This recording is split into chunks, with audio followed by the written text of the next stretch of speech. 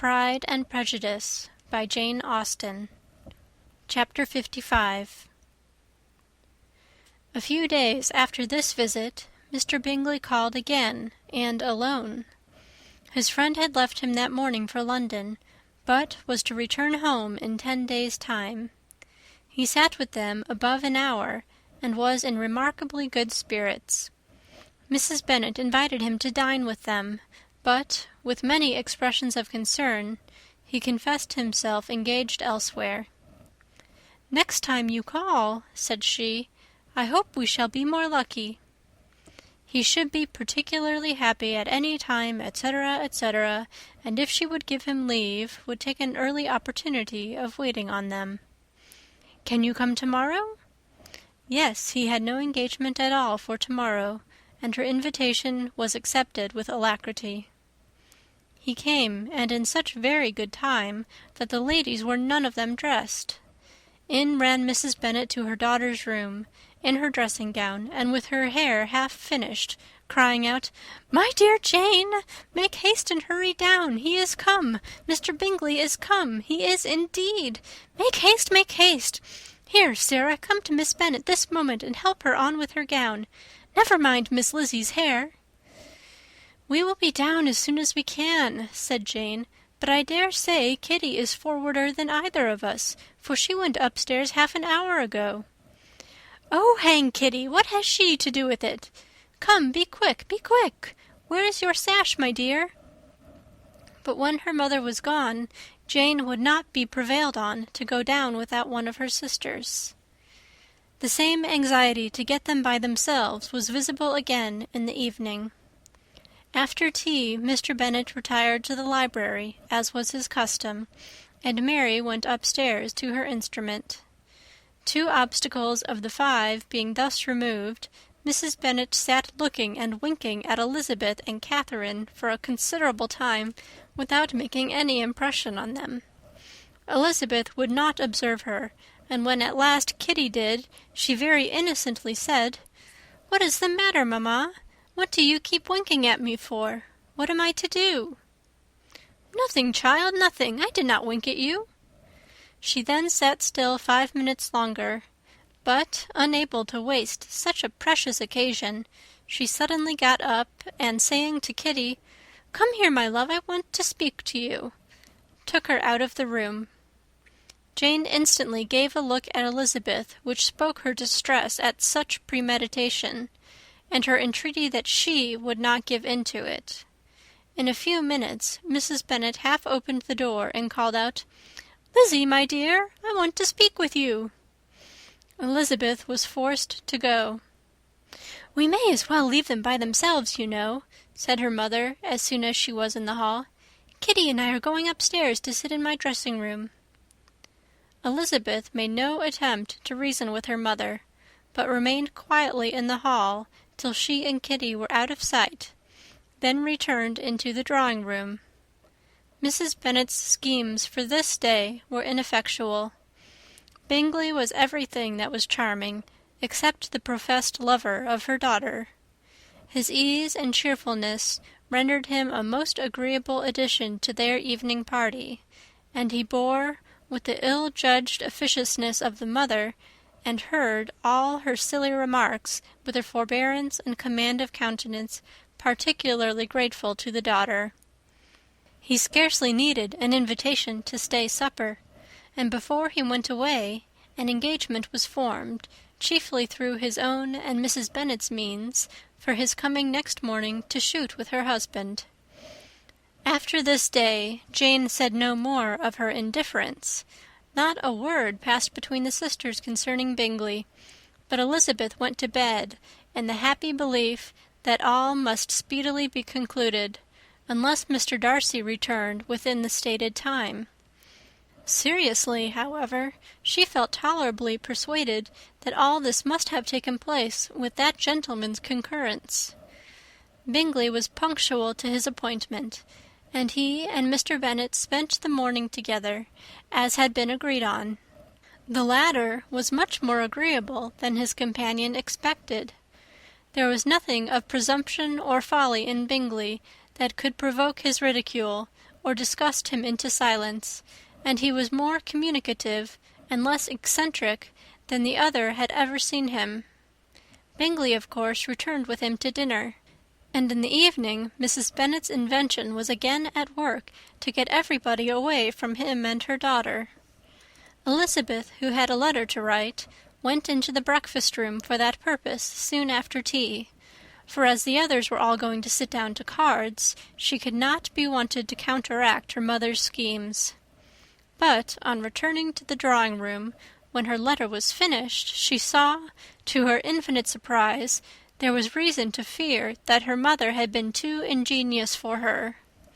On opening the door, she perceived her sister and Bingley standing together over the hearth, as if engaged in earnest conversation, and had this led to no suspicion, the faces of both, as they hastily turned round and moved away from each other, would have told it all.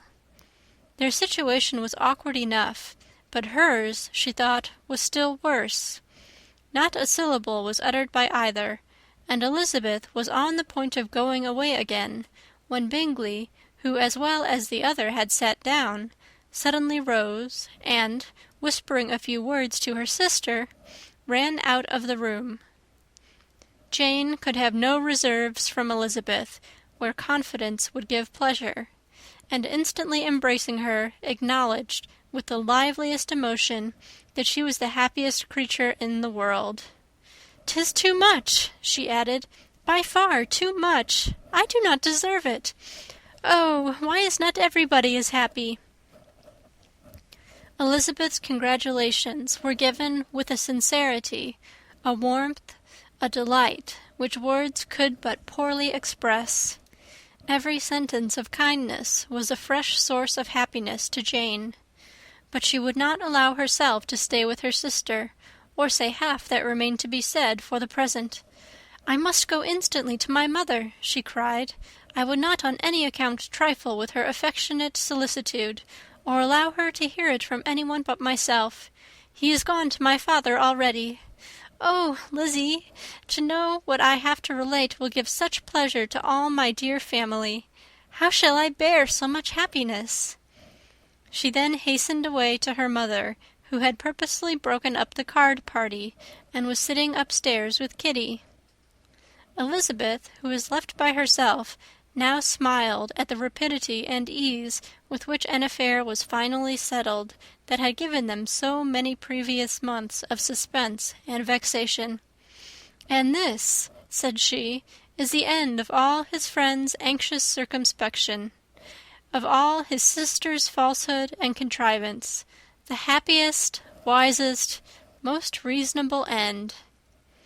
In a few minutes she was joined by Bingley, whose conference with her father had been short and to the purpose. "Where is your sister?" said he hastily, as he opened the door. "With my mother upstairs. She will be down in a moment, I dare say." He then shut the door, and, coming up to her, claimed the good wishes and affection of a sister. Elizabeth honestly and heartily expressed her delight in the prospect of their relationship. They shook hands with great cordiality, and then, till her sister came down, she had to listen to all he had to say of his own happiness and of Jane's perfections, and, in spite of his being a lover, Elizabeth really believed all his expectations of felicity to be rationally founded, because they had for basis the excellent understanding and super-excellent disposition of Jane, and the general similarity of feeling and taste between her and himself. It was an evening of no common delight to them all. The satisfaction of Miss Bennet's mind gave a glow of such sweet animation to her face as made her look handsomer than ever. Kitty simpered and smiled, and hoped her turn was coming soon. Mrs. Bennet could not give her consent or speak her approbation in terms warm enough to satisfy her feelings, though she talked to Bingley of nothing else for half an hour. And when Mr. Bennet joined them at supper, his voice and manner plainly showed how really happy he was. Not a word, however, passed his lips in allusion to it till their visitor took his leave for the night, but as soon as he was gone, He turned to his daughter and said, "Jane, I congratulate you. You will be a very happy woman." Jane went to him instantly, kissed him, and thanked him for his goodness. "You are a good girl," he replied, "and I have great pleasure in thinking you will be so happily settled. I have not a doubt of your doing very well together. Your tempers are by no means unlike. You are each of you so complying that nothing will ever be resolved on, so easy that every servant will cheat you, and so generous that you will always exceed your income." "I hope not so. Imprudence or thoughtlessness in money matters would be unpardonable in me." "Exceed their income, my dear Mr. Bennet!" cried his wife. "What are you talking of? Why, he has 4,000 or 5,000 a year, and very likely more." Then addressing her daughter, "Oh, my dear, dear Jane, I am so happy. I am sure I shan't get a wink of sleep all night. I knew how it would be. I always said it must be so at last. I was sure you could not be so beautiful for nothing. I remember as soon as ever I saw him, when he first came into Hertfordshire last year, I thought how likely it was that you should come together. Oh, he is the handsomest young man that ever was seen." Wickham, Lydia, were all forgotten. Jane was beyond competition her favourite child. At that moment she cared for no other. Her younger sisters soon began to make interest with her for objects of happiness which she might in future be able to dispense. Mary petitioned for the use of the library at Netherfield, and Kitty begged very hard for a few balls there every winter.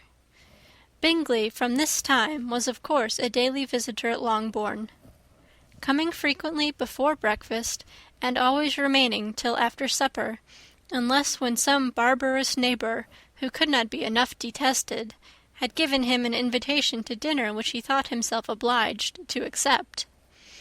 Elizabeth had now but little time for conversation with her sister, for while he was present, Jane had no attention to bestow on anyone else, but she found herself considerably useful to both of them in those hours of separation that must sometimes occur.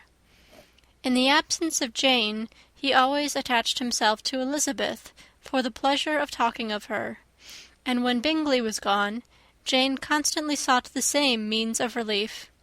"He has made me so happy," said she one evening, "by telling me that he was totally ignorant of my being in town last spring. I had not believed it possible." "I suspected as much," replied Elizabeth. "But how did he account for it?" "It must have been his sister's doing. They were certainly no friends to his acquaintance with me, which I cannot wonder at, since he might have chosen so much more advantageously in many respects.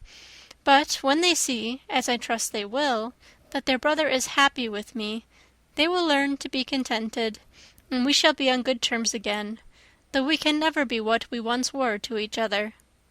"That is the most unforgiving speech," said Elizabeth, "that I ever heard you utter. Good girl! It would vex me indeed to see you again the dupe of Miss Bingley's pretended regard." "Would you believe it, Lizzie, that when he went to town last November, he really loved me, and nothing but a persuasion of my being indifferent would have prevented his coming down again?" "He made a little mistake, to be sure, but it is to the credit of his modesty." This naturally introduced a panegyric from Jane on his diffidence and the little value he put on his own good qualities. Elizabeth was pleased to find that he had not betrayed the interference of his friend, for, though Jane had the most generous and forgiving heart in the world, she knew it was a circumstance which must prejudice her against him. "I am certainly the most fortunate creature that ever existed," cried Jane. "Oh, Lizzie, why am I thus singled from my family, and blessed above them all? If I could but see you as happy, if there were but such another man for you!" "If you were to give me 40 such men, I could never be so happy as you. Till I have your disposition, your goodness, I never can have your happiness. No, no, let me shift for myself, and perhaps, if I have very good luck, I may meet with another Mr. Collins in time." The situation of affairs in the Longbourn family could not be long a secret. Mrs. Bennet was privileged to whisper it to Mrs. Phillips, and she ventured, without any permission, to do the same by all her neighbours in Meryton. The Bennets were speedily pronounced to be the luckiest family in the world, though only a few weeks before, when Lydia had first run away, they had been generally proved to be marked out for misfortune. Chapter 55.